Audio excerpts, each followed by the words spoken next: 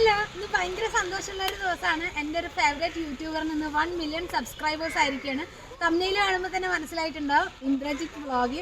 ഇന്നിങ്ങനെ ഒരു വീഡിയോ ചെയ്യാൻ കാരണം എന്താന്ന് പറഞ്ഞാൽ അവൻ്റെ ഒരു ക്യാരക്ടറാണ് കേട്ടോ.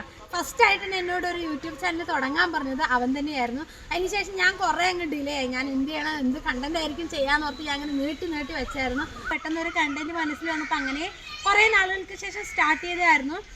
പേഴ്സണലി എനിക്ക് അവൻ അറിയില്ല, നമ്മുടെ നാട്ടുകാരാണ്, പുതുക്കോട് അങ്ങനെ എവിടെയാണ് അവൻ്റെ വീട് കേട്ടോ. പക്ഷെ എനിക്ക് നല്ല ഹെൽപ്പ് ചെയ്തിട്ടുണ്ടെന്ന് പറഞ്ഞാൽ നല്ല ഹെൽപ്പ് ചെയ്തിട്ടുണ്ട്. എനിക്ക് യൂട്യൂബിൻ്റെ ഓരോ ഡൗട്ടൊക്കെ ഞാൻ ഒരുപാട് യൂട്യൂബേഴ്സിൻ്റെ അടുത്ത് ചോദിച്ചിട്ടുണ്ടായിരുന്നു. ഒരാളും എന്നെ ഹെൽപ്പ് ചെയ്തിട്ടുണ്ടായിരുന്നില്ല.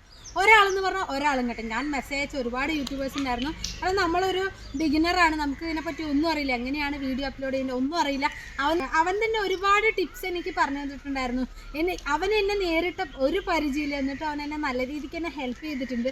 പിന്നെ അതിലുപരി അവന് 1 മില്യൺ സബ്സ്ക്രൈബേഴ്സ് ആവാൻ പോകുന്നെന്ന് പറഞ്ഞിട്ട് അവൻ വാട്സപ്പിൽ സ്റ്റാറ്റസ് ഇട്ടപ്പോൾ ഞാനൊരു വോയിസ് അയച്ചിട്ടുണ്ടായിരുന്നു. അത് ഇതേ കേട്ടോ.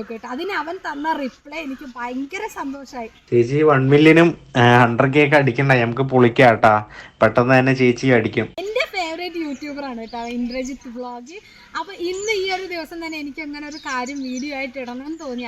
അവൻ ഇന്ന് അത്രയും സന്തോഷമുള്ള ഒരു ദിവസം കൂടിയാണ്. 1 മില്യൺ സബ്സ്ക്രൈബേഴ്സ് എന്ന് പറഞ്ഞാൽ 20-ാം വയസ്സിൽ തന്നെ അവ അത് അച്ചീവ് ചെയ്തിരിക്കുന്നത്. അപ്പോൾ ഇന്ന് തന്നെ ആ ഒരു വീഡിയോ എനിക്ക് പോസ്റ്റ് ചെയ്യണമെന്ന് തോന്നി. അതുകൊണ്ടാണ് ഞാൻ അങ്ങനെ ഒരു വീഡിയോ എടുത്തത്. യൂട്യൂബ് ചാനൽ തുടങ്ങിയിട്ട് എന്ത് നേടിയെന്ന് പറഞ്ഞാൽ എനിക്ക് അഭിമാനത്തോടെ പറയാൻ കുറച്ച് കാര്യങ്ങളുണ്ട്. HIV ബാധിച്ച് നേരത്തിന് ഭക്ഷണവും വെള്ളവും കിട്ടാണ്ട് ബസ് സ്റ്റോപ്പിൽ കിടന്നുറങ്ങണ ഈ ഏട്ടന്റെ വീഡിയോ ചെയ്തത് കൊണ്ട് മെഡിക്കൽ കോളേജ് വരെ വന്ന് ആ ഏട്ടൻ ഏറ്റെടുത്തു. പക്ഷെ ഇന്ന് ആ ഏട്ടൻ ജീവനോടെ ഇല്ല.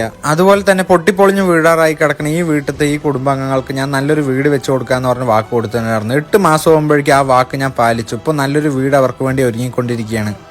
എനിക്ക് വരുമാനം ലക്ഷങ്ങളില്ലെങ്കിലും എനിക്ക് കിട്ടുന്ന വരുമാനത്തിൽ ഒരു പങ്ക് ഞാൻ അർഹിച്ച ആളുകൾക്ക് കൊടുക്കാറുണ്ട്.